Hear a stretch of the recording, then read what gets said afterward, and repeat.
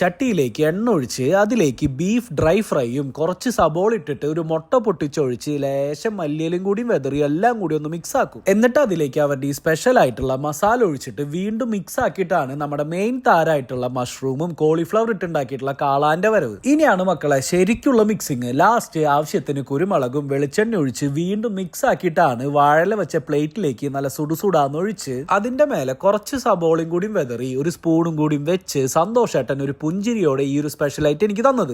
അങ്ങനെ ഇതാ നമ്മുടെ തൃശ്ശൂരില് ആദ്യമായിട്ട് ബീഫിന്റെ കാളാൻ ഇറക്കിയേക്കാണ്. വേറെ എവിടെയല്ല, നമ്മുടെ വെസ്റ്റ് ഫോർട്ടിൽ നിന്ന് വരുമ്പോ പൂങ്കുന്നം ജംഗ്ഷൻ എത്തനായിട്ട് മുന്നുള്ള ഈ സിഗ്നലില്ലേ അതിന്റെ അടുത്ത് തന്നെയായിട്ട് വരുന്ന ഈ പുഞ്ചിരി തട്ടുകടയിലാണ്. സംഭവേ നല്ല ചൂടോടുകൂടി തന്നെ കഴിക്കണം. ഒരു വെറൈറ്റി ആയിട്ടുള്ള ട്രൈ ചെയ്യേണ്ട ഐറ്റം തന്നെയാ ഇതേ. ബീഫിൽ മാത്രല്ല ചിക്കനിലും മുട്ടയിലും ഉണ്ട്. ഇവിടത്തെ മറ്റൊരു സ്പെഷ്യൽ ആയിട്ടാണ് ഈ മസാലപ്പൂരി. ബാക്കിയുള്ളടത്തെ പോലെയല്ല, ഇതിനും ഒരു വെറൈറ്റി ടേസ്റ്റ് ആണ്. സംഭവം കൊള്ളാം. അപ്പൊ ഈ പുഞ്ചിരി തട്ടുകടയിൽ വന്നിട്ട് എല്ലാവരും ഒന്ന് ട്രൈ ചെയ്തിട്ട് ഫീഡ്ബാക്ക് പറഞ്ഞോളൂ.